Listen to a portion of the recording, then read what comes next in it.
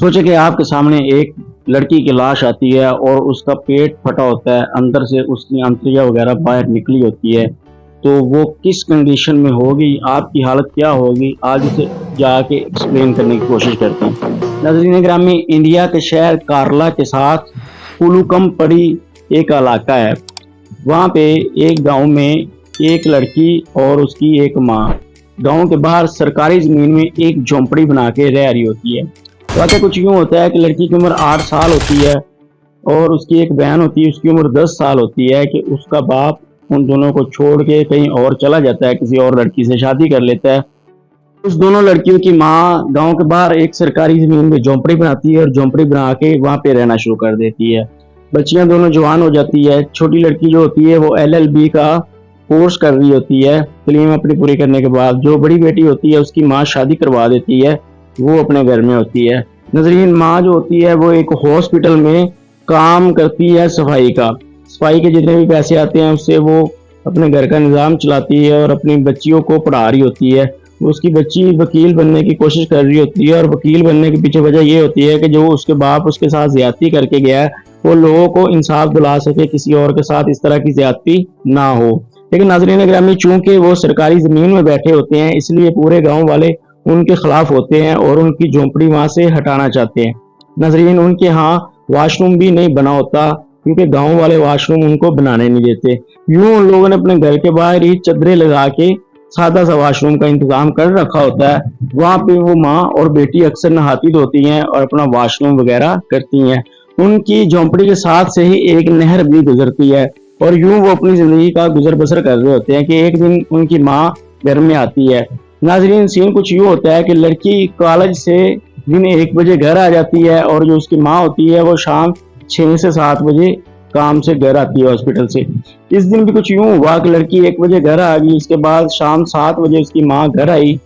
जैसे ही उसने अंदर कदम रखा, बिजली नहीं थी, उसने लालटेन जला के ऑन की, देखा तो उसकी चीखें निकलनी शुरू हो गई। वो भाग के बाहर आई, आसपास के लोग इकट्ठे हुए, उसने लोगों को बोला कि अंदर जाके देखो मेरी बेटी की क्या हालत है। जब वो अंदर गए तो वो देख के हैरान रह गए। नाज़रीन ग्रामी, उस लड़की के पेट को चीर दिया गया था और पेट से उसकी अंतड़ियां वगैरह बाहर आ पड़ी थी और उसके जिस्म के ऊपर कोई कपड़ा नहीं था, जिस्म बिल्कुल नंगा था और उसके प्राइवेट पार्ट के अंदर भी चाकू मारे गए थे और इस हालत में था उसका प्राइवेट पार्ट भी कि देख के इंसान को खौफ आना शुरू हो जाए। और यहाँ तक ही नहीं, उसके गर्दन के ऊपर कांटों के निशान थे, कोई काटता भी रहा उसे। ठीक है, उसके बाद उसके गले के ऊपर छुरियों के हल्के हल्के निशान थे। उसके जिस्म के साथ कोई सिगरेट भी जाता रहा और उसकी उंगलियों के ऊपर और हाथ की हथेलियों के ऊपर कोई छुरी मारता रहा, छुरा फेरता रहा। ऐसे ही उसके जिस्म के ऊपर 138 निशान थे नाजरीन, जो बाद में पता चला। उसके साथ ही एक चाकू पड़ा हुआ था, एक शराब की बोतल पड़ी हुई थी। नाजरीन, गांव वालों ने जल्दी जल्दी पुलिस को फोन किया, पुलिस वाले आ गए। पुलिस वालों ने, उस टाइम इलेक्शन चल रहा था, पुलिस वालों ने मैयत उठाई, पोस्टमार्टम के लिए ले गए। लेकिन नाजरीन ग्रामी, 2 दिन हॉस्पिटल में मैयत पड़ी रही, पोस्टमार्टम हुआ लेकर पुलिस वाले कोई नहीं आए, सब इलेक्शन में बिजी थे। ऐसे करते करते हफ्ता गुजर गया। माँ खुद हॉस्पिटल में दाखिल हो चुकी थी। अपनी बेटी की ऐसी हालत देखने के बाद उसकी तबीयत भी ठीक ना रह सकी। नजरीन ग्रामी, वक्त यूं ही गुजरता रहा, हफ्ता गुजर गया। हफ्ते बाद ये खबर किसी न किसी तरह लीक हो जाती है, एक लोकल अखबार में आ जाती है। लोकल अखबार का एक नुमाइंदा जो होता है वो कॉलम लिख देता है कि ऐसे एक लड़की का कत्ल हो गया फलां गांव में, लेकिन पुलिस एक्शन नहीं ले रही। यूं नाज़रीन ग्रामी, ये मीडिया की नजर बन जाता है और पॉलिटिशियन भी इसके ऊपर पॉलिटिशियन करने शुरू कर देते हैं। जो पार्टी इलेक्शन लड़ रही होती है वो कहती है जो रूलर पार्टी है वो इंसाफ नहीं दिलाएगी, हम जब इलेक्शन जीत के आएंगे हम इंसाफ दिलाएंगे। यूं ये सियासत में भी केस आ जाता है और पुलिस वालों के ऊपर प्रेशर भी आना शुरू हो जाता है कि जल्द से जल्द इस केस को हल किया जाए। यूं नाजरीन ग्रामी, पुलिस की 10 टीम बना दी जाती हैं और केस को हल करना शुरू कर देते हैं। नाजरीन, सबसे पहले एक गवाह लड़की आती है, शहादत देती है कि वो जो लड़की कत्ल हुई उसके घर के साथ ही रहती है और उसने जिस दिन कत्ल हुआ एक बंदे को, लड़के को देखा था जिसने पीले कलर की शर्ट पहनी हुई थी और काले कलर के उसने जूते पहने हुए थे, लेकिन मैं उसको जानती नहीं थी, वो इसके घर के करीब था। अब पुलिस वालों ने सारी छानबीन शुरू कर दी। लड़की का जो पोस्टमार्टम हुआ था वहां पे उनको डीएनए भी मिले थे उस लड़की के नाखूनों से, उस बंदे के। जो कि ज़बरदस्ती जब वो कर रहा था उस दौरान वो मारपीट या जो भी हो रहा था उसके नाखूनों में उसका डीएनए भी फंस गया। और जहाँ पे उसने काटा हुआ था लड़की की गर्दन के ऊपर वहाँ पे उस दांतों का सैंपल भी लिया गया। तो जिससे ये पता चला कि जिस बंदे ने भी इसको गर्दन के ऊपर काटा है उसके दांतों के दरमियान फासला है, फर्क वाले दांत है, फासले वाले। ये दो तीन चीजें कन्फर्म हो चुकी थी पुलिस वालों को। पुलिस वालों को ऐसे ही 2 दिन बाद एक बंदे को पुलिस वालों ने उठा लिया जो उसी गांव का था। उसकी अच्छी तरह खातर तवाजन करी गई लेकिन उसका डीएनए भी उसके साथ मैच नहीं हुआ। यूं नाजरीन ग्रामी, विटनेस आते गए, शातें मिलती गईं, पुलिस वाले दाएं बाएं के इलाके से लोग उठाते रहे। ऐसे करते करते एक दिन पुलिस वालों को एक बंदे ने फोन किया और उसने वहां का जो एमएनए था उसका नाम ले लिया। अब नाजरीन पुलिस वाले एमएनए के घर गए, पुलिस वालों ने एमएनए से बात करी तो पता चला कि उसके दांतों में भी फासला है। लेकिन नाजरीन ग्रामी, वापस आके पुलिस वालों ने लड़की की माँ से पूछा तो लड़की की माँ ने बोला कि नहीं, हमारा उनके साथ इस तरह का कोई झगड़ा नहीं है। बाद में पता चला कि जिस बंदे ने फोन करके एमएनए का बोला था उसकी खुद मुखालफत एमएनए से थी और वो अपना बदला लेना चाहता था। इस तरह करते कराते लोगों ने ये काम करना शुरू कर दिया कि जो भी कोई अपने दुश्मन से बदला लेना चाहता वो विटनेस बन जाता और मुखालिफ बंदे का नाम ले लेता। ऐसे 145 बंदों को गिरफ्तार करके इन्वेस्टिगेशन की गई लेकिन किसी का भी डीएनए मैच ना हुआ। ये सिलसिला यूं ही चलता रहा। एक दिन एक बंदा जो वहां पे आंबों के बाग में लेबर का काम करता था वो आया सामने।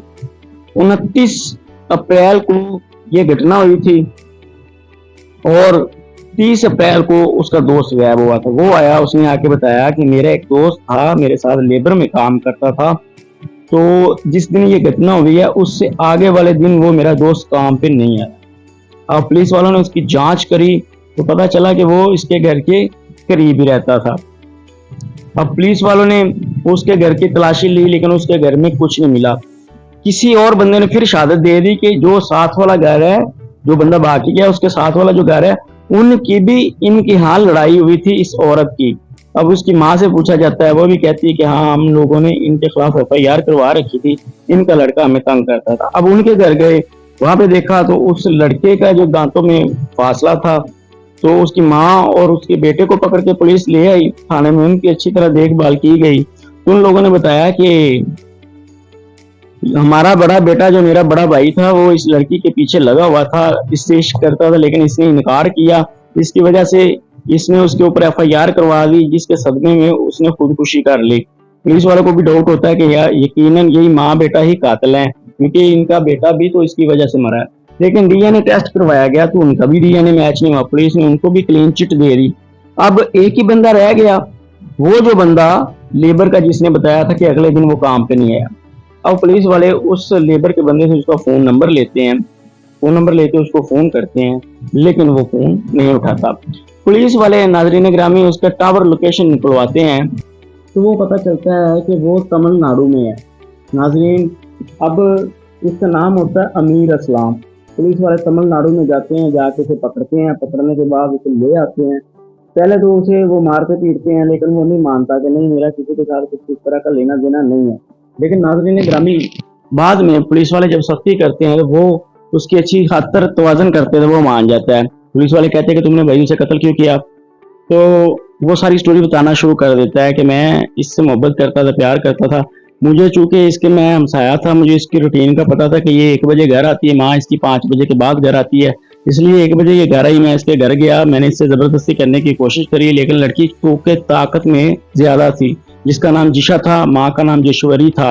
नाज़रीन ग्रामी, वो कहता है कि मैं उसके साथ जबरदस्ती करने की कोशिश कर रहा था लेकिन वो मुझे भारी पड़ रही थी। मैंने अपना चाकू निकाला, चाकू निकाल के उसके पेट में चाकू मारना शुरू कर दिया। यूं वो गिर गई। मैंने इसके कपड़े उतारे, कपड़े उतारने के बाद उसके साथ जिना वगैरह किया। जिना करने के बाद वो फिर भी मुझसे मुकाबला करने की कोशिश कर रही थी। मुझे गुस्सा आया। मैंने अपनी तमन्ना पूरी करने के बाद उसके पेट में 32 से 33 वार किए जिससे उसका पेट फट गया। फटने के बाद उसकी अंतड़ियां बाहर आनी शुरू हो गई लेकिन मुझे मजीद गुस्सा था। मैंने शराब पी हुई थी, मैं होश में नहीं था कि मैं क्या कर रहा हूँ, मुझे कुछ समझ नहीं आ रही थी। मुझे और गुस्सा आया। मैंने उसके प्राइवेट पार्ट के ऊपर चाकू मारने शुरू कर दिए और मैं उस टाइम बिल्कुल अंधा था। मैंने उसके प्राइवेट पार्ट के ऊपर इतने वार किए कि वो एकदम से पिचक गया। आप यूं हिसाब लगा ले कि आप किसी हड्डी के ऊपर बार बार मारते रहे और उसकी हड्डी नीचे कट करके छोटे पीस बन के नीचे को पिचक जाए, यूं उसका जिस्म की हालत बन गई थी। उसके बाद फिर मुझे होश नहीं था, उसने मुझसे पानी मांगा, अभी भी वो जिंदा थी और बड़ी गमगीन हालत में थी। पानी मांगा लेकिन मुझे होश नहीं था। मैंने पानी की जगह से उसके मुंह में शराब डाल दी, तो उसको शराब पिलाने की कोशिश करता रहा। ऐसे ही वो तड़प रही थी। मुझे एकदम गुस्सा आया कि ये तड़प की क्यों जा रही है। मैंने उसके गले के ऊपर छुरियां मारनी शुरू कर दी, और एक होता है छुरी फेर के काटना, लेकिन उसके गले में सीधी वो छुरियां मारता रहा, जिसकी वजह से वो मर गई। तो मारने की कोई और वजह नहीं थी, बस मैं उसके साथ बलात्कार करना चाहता था, लेकिन वो चूंकि मेरे ऊपर भारी पड़ रही थी इसलिए मजबूरन मुझे उसे जख्मी करके ये सब कुछ करना पड़ा। पुलिस वालों ने पूछा कि जब तूने जख्मी उसे कर लिया, वो गिर गई, तुम्हें बलात्कार कर दिया, तो तुम उसको छोड़ के जा सकते थे, कत्ल क्यों किया। लेकिन वो कहता है मैं उस टाइम बिल्कुल होश में नहीं था, मुझे इतना ज़्यादा गुस्सा आ गया कि मैंने सोचा कि अब मैं इसको छोड़ के जाऊंगा तो ये जख्मी तो पहले ही है, और मैंने जना भी किया, तो मेरे ऊपर चार्ज तो मर्डर के लग ही जाने हैं और जना के भी लगने हैं, जेल में तो मैंने जाना ही जाना है, क्यों ना मैं इसे ख़त्म करके ही जाऊं। नाज़रीन ग्रामी, पुलिस वाले अच्छी तरह उसकी खातिर तवाज़ुन करते हैं। करने के बाद कोर्ट में उसे पेश कर दिया जाता है। कोर्ट में उसके ऊपर 46 दफ़ा लगती है, दफ़ा 302 लगती है, दफ़ा 324 लगती है, दफ़ा 301 लगती है, इस तरह काफ़ी दफ़ा लगती है, दफ़ा 404 लगती है, दफ़ा 405 लगती है। नाज़रीन ग्रामी, उसने मर्डर ही कुछ इस अंदाज से किया होता है कि उसके जिस्म के जगह जगह पे निशान 138 बार उसके जिस्म के ऊपर चाकू से वार किए गए होते हैं। उसके जिस्म के ऊपर सिगरेट बुझाए गए होते हैं, लगा लगा के गर्दन के ऊपर बार बार काटा गया होता है। अब कोर्ट उसको सजा देती है। सबसे पहले तो जो उसने गर्दन के ऊपर काटा होता है उसकी सजा से 7 साल कैद, 25,000 रुपया जुर्माना। उसके बाद जो उसने प्राइवेट पार्ट के ऊपर जख्म किए होते हैं उसकी से 25 साल कैद और 50,000 रुपया जुर्माना। उसके बाद उसने जो उसके जिस्म के ऊपर कट लगाए होते हैं उम्र कैद और 25,000 रुपया जुर्माना। और नाज़रीन ग्रामी, सबसे एंड पे जो उसने उसके साथ जनाब जबर किया होता है, 376 दफ़ा ए और दफ़ा बी लगी होती है, उसके लिए उसे 25 साल कैद और 5 लाख रुपया जुर्माना। नाज़रीन ग्रामी, उसके बाद जो उसने कत्ल उसको किया होता है उसके लिए उसे उम्र कैद, सजा और सजाए मौत। नाज़रीन ग्रामी, ये सारी सजाएं उसे मिल जाती है। अब सजाएं मिलने के बाद लड़का होता है सामपुरे का, लेकिन वो इधर करला में कत्ल करने के बाद अपने इलाके सामपुरे में चला जाता है। अगले दिन सामपुरे से फिर वो तमिलनाडु चला जाता है काम के सिलसिले में। यूं नाज़रीन ग्रामी, तमिलनाडु से पकड़ने के बाद वो कोर्ट में जब पेश किया जाता है तो सेशन कोर्ट से ये सजाएं देती है। सजाएं देने के बाद वो जेल में शिफ्ट हो जाता है। वो अपील करता है हाई कोर्ट में, लेकिन हाई कोर्ट भी उसकी सजा बरकरार रखती है, उसको बिल्कुल नहीं छोड़ती, किसी तरफ से कोई छूट नहीं मिलती। वो फिर सुप्रीम कोर्ट में केस कर देता है। सुप्रीम कोर्ट में आज उसका केस चल रहा है, लेकिन सुप्रीम कोर्ट ने भी फिलहाल उसकी सजा को मुअख्खर नहीं किया, अभी वैसे की वैसे ही है। फिर वो सुप्रीम कोर्ट में अर्जी देता है कि देखिए मैं शामपुरे का रहने वाला हूँ, मेरे वालिदैन गरीब है, मैं यहाँ पे करला जेल में हूँ, तो मुझे शामपुर जेल में शिफ्ट किया जाए। लेकिन सुप्रीम कोर्ट जो होती है उसकी ये बात नहीं मानती और ये कह के उसकी दरखास्त खारिज कर देती है कि जो कत्ल का मुजरम होता है, जिसने सजाए मौत का मुजरम होता है, उसकी जेल हम तब्दील नहीं करवा सकते। आज 2024 में भी उसका ये केस चली जा रहा है सुप्रीम कोर्ट में, लेकिन सुप्रीम कोर्ट ने भी उसकी सजा बरकरार रखी हुई है। अब जो मां नागेश्वरी होती है उसके ऊपर क्या गुजरी होगी ये तो अब अल्लाह ही बेहतर जानता है, लेकिन उसकी बेटी के साथ जो जुल्म और ज्यादती की इंतहा हुई मैं आप लोगों को बयान नहीं कर सकता। टोटल 2 ही बेटियां, एक बेटी को उसके शोहर ने डिवोर्स दे दी और एक बेटी इस तरह कत्ल हो गई। अब बेचारी माँ किस हाल में होगी कि उसके पास अपना घर भी नहीं और एक झोंपड़ी में रह रही होगी, और आज उसकी माँ अकेले अपनी जिंदगी बसर कर रही होगी। एक बेटी का उसे सहारा था जो वकील बनने वाली थी, लेकिन दुनिया के जालिम इंसान ने उस बेटी को भी उस माँ से छीन लिया। तो मुझे इसके साथ ही इजाज़त दें, अल्लाह के निगहबान।